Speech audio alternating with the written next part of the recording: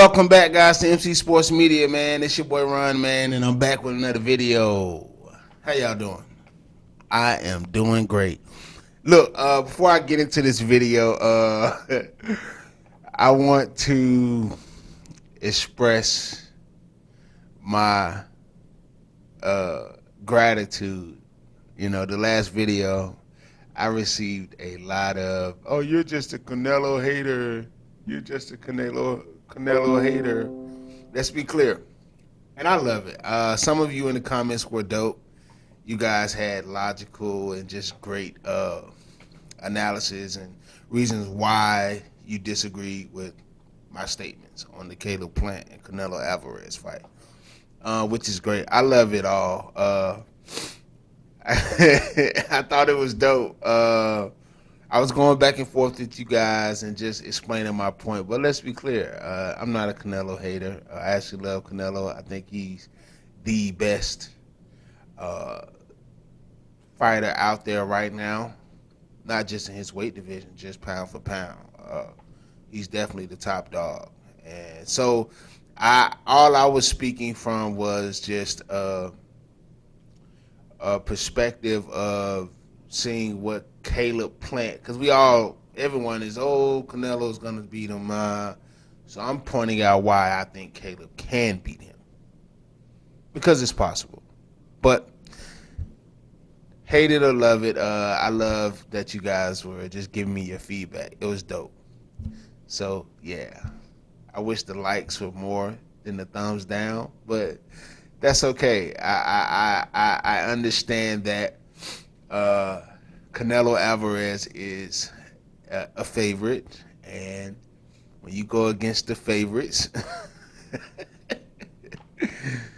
yeah, you get a little backlash. But I loved it though. But not a Canelo hater at all.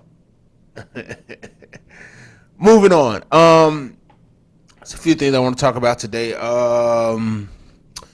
Stipe Miocic,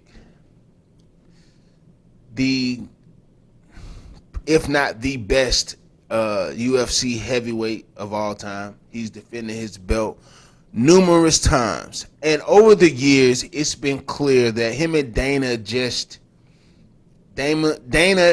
White doesn't really care for him, and Stipe was very vocal about it on his podcast the other day.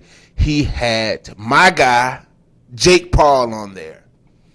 And it was a bunch of other things too, like different promotions and different companies were like, who should we sign next? I think Top One or One Rank, one of the next promotions, not Bellator, but it was another promotion that were commenting on hiring and looking for new talent.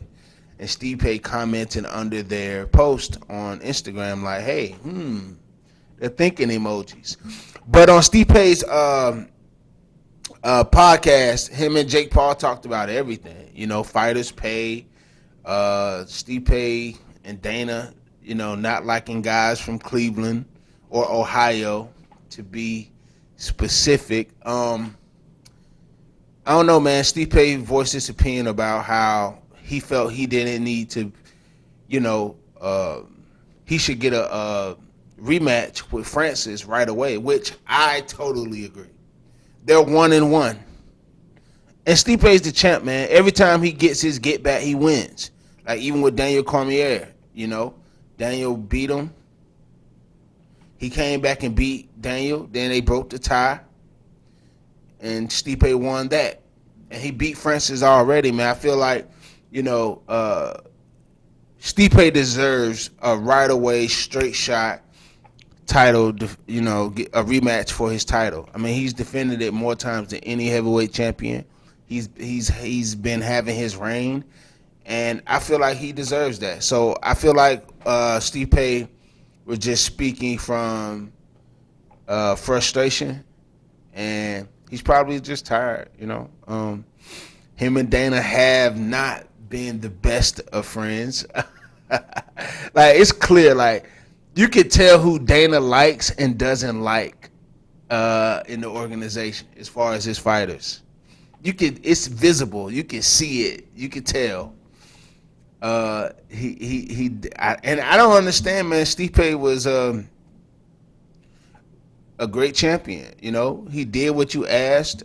He never complained about anything, really, like never. And he's a great champion, man. Like that guy just represents, everything honorable and respectful about just being a human being and being a fighter and a dad, a family man, a firefighter. Like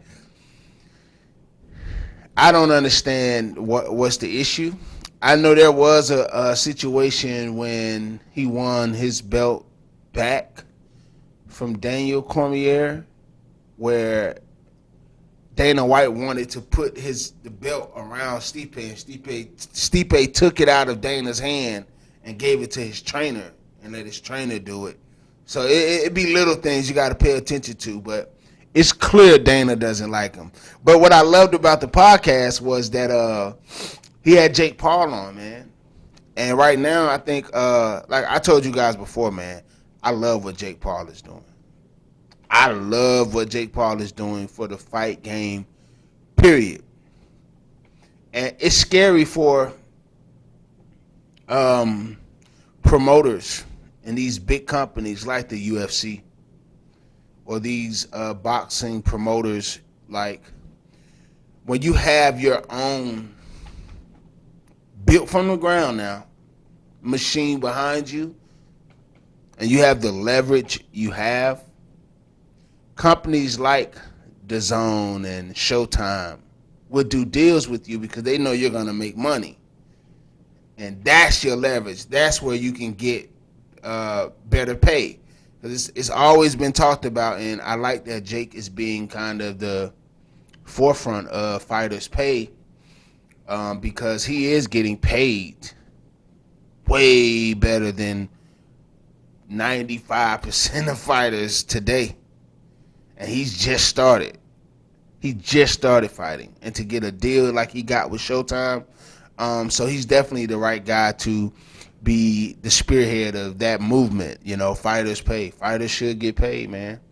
They put their lives on the line. So I love it. I love Jake. And he actually, before I saw the podcast, Jake did a promo on his YouTube channel for the fight, like just watching him training and stuff.